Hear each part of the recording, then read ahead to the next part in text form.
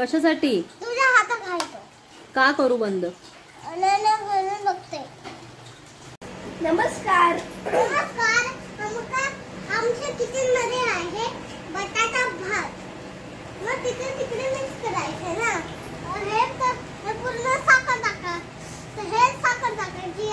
तूप आणि मीठ आणि कैरी मीठ. या कैरी मीठ का ज्यूस बनवायचा आहे. आता मी ज्यूस बनवतोय. आता कसं बनवायचं?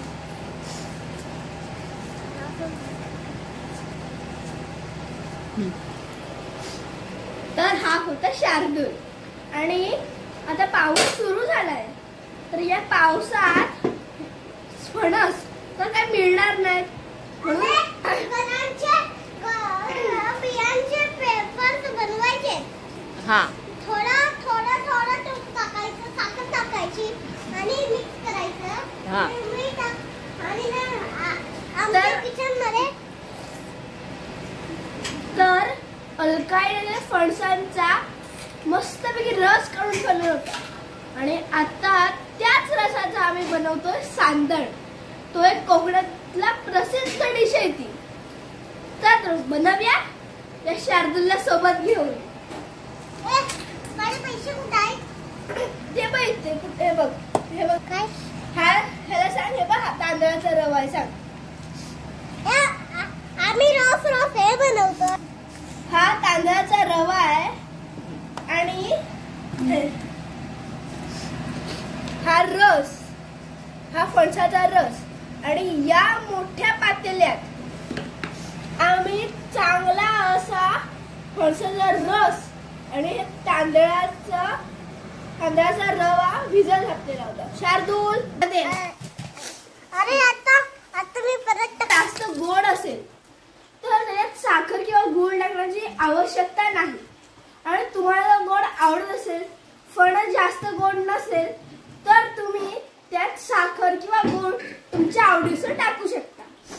2 चमचे तूप आणि तुम्हाला आवडत असेल तर वेलची पूड नक्कीच टाका.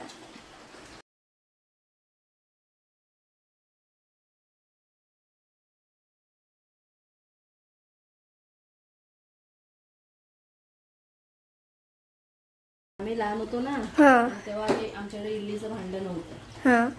तेव्हा आम्ही वाट्यांमध्ये करायचो. वाट्यांमध्ये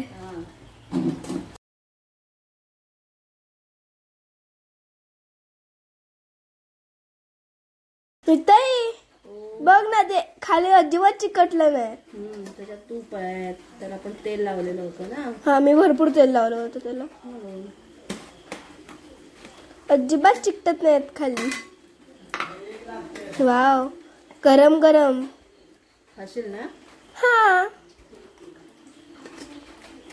शार्दूलला आपण भरवणार. थांब. वाव, फुल तयार केलंस ग तू.